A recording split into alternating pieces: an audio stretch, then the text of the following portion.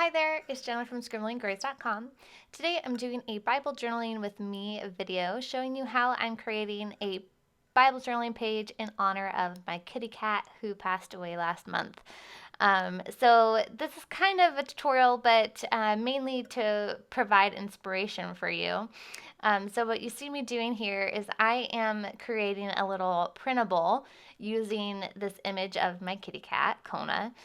And I'm just trying to create a traceable. So this way I can put it underneath my Bible journaling page and trace it onto my Bible with no issues. It just kind of makes it easier for me. But if you want to do something similar with an image of an animal that you love, or any type of image that you have, you can, and you don't have an iPad Pro like I'm using here, and you don't have the Apple Pencil, you can still just use any image and just blow it up to the size that you want it to be. Maybe use some tracing paper to trace it, and then trace that into your journaling Bible. So there's still a lot of options that you can do this same type of thing without having the iPad.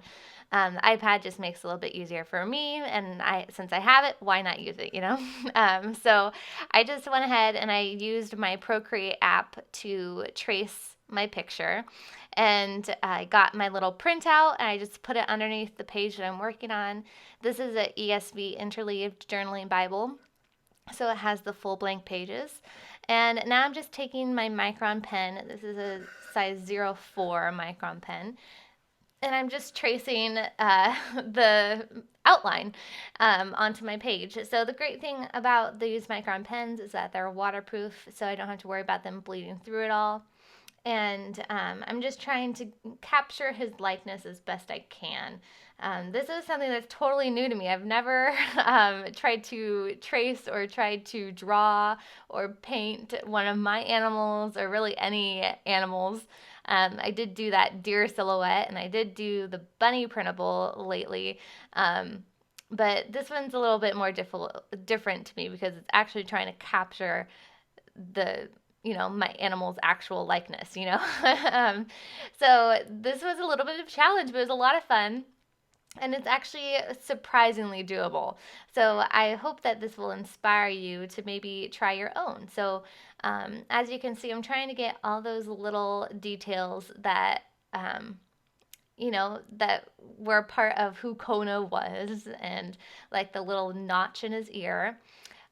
We found Kona, we got him off the streets in Japan. Someone actually found him in the nearby army base, and so we ended up taking him in, and he was just the best cat ever, and just loved him so much. So I thought it was fitting to do a page on him. And so the verse that I'm working on is Ecclesiastes 3, verses 19 through 20. Which says, "For what happens to the children of man and what happens to the beast is the same. As one dies, so dies the other. They all have the same breath, and man has no advantage over the beasts, for all is vanity. All go to one place, all are from the dust, and to dust all return." So, as you can see, all I'm really doing here, I'm just taking that pen and I'm really just kind of doing little squiggles and just kind of scribbling on to try to make it look like fur. I'm purposely trying to make it look a little bit messy and just sketched like, because I feel like that makes it the easiest. If you're trying to get all those lines totally perfect, I feel like it makes it a little bit more difficult, and I'm a beginner at this, and most of my followers are beginners, so I would hope that you could have that confidence, try it too. It doesn't need to be anything difficult or fancy. You can have some messy lines and still create something really totally beautiful and awesome. So now I'm going ahead and I'm adding some paint. So I'm using my blue color from my Kuretake Gansei Tambi watercolor set, and a large, I believe this is probably a 1/2 inch, maybe a little bit larger, flat paintbrush. And I'm just taking water, and I just took that blue and brushed it all over the background of my page. And now I'm just taking some white, a little bit of red, because Kona had a really pink nose and some pink ears, but he was a white cat, so I'm just trying to fill that in with white. Normally, For a white background, I wouldn't really use white, but I wanted to have some kind of paint on the cat there. So it just kind of helps the textures of the page to even out a little bit. And then I also decided to add a little bit of black for a little bit of gray, shadowing, and I added some green to his eyes because he had very yellow green eyes, and just trying to pick out those details. The great thing about this cat was that because he was white, just pure white, it also made it a little bit easier. But I don't want to discourage you from creating something over your pet or another animal that you love. You can do that as well. So here I'm just taking a little bit of black that's really watered down to try to add some shadows to make his body here pop a little bit. And it does end up making him look a little bit gray. So towards the end of the video, I'll go ahead and take some white acrylic, and I just kind of finger painted some white acrylic on top of him. And I love that effect because I felt like it kind of made it look like fur and like he's kind of popping out a little bit. So I'm not really doing anything super fancy here. I've never taken any watercolor classes or art classes, so I don't really know that much about shading, but I'm just trying to do my best.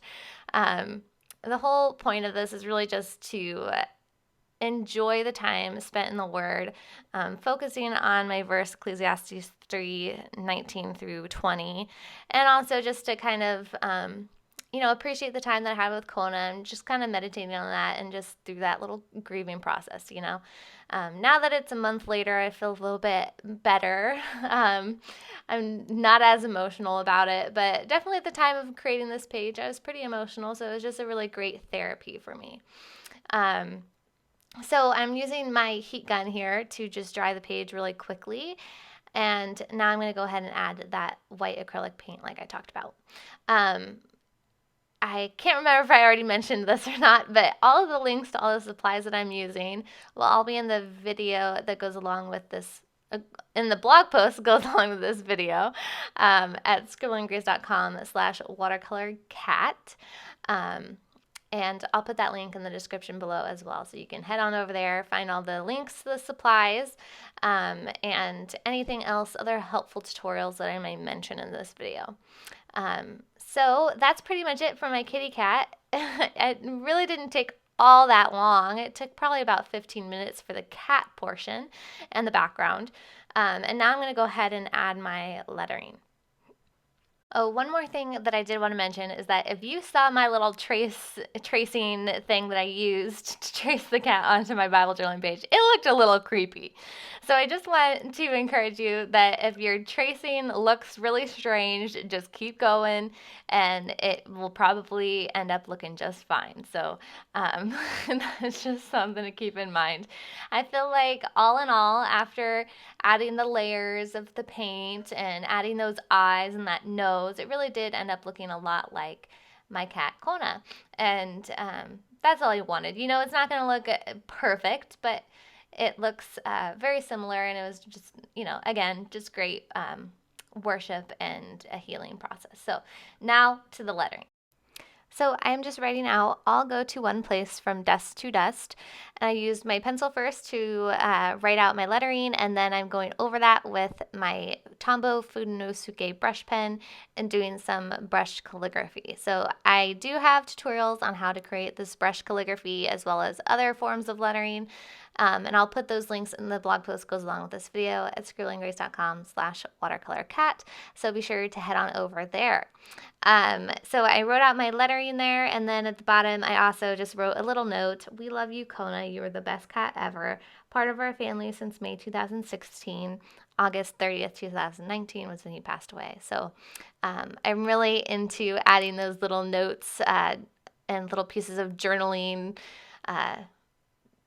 lately into my journaling pages. I find it's just a really great way to just create a little memento of what is going on in our lives at that time. Even the sad parts, like our kitty passing away. But so I'm going to go ahead and add some shadowing to my lettering up ahead. I wanted it to stand out a little bit more.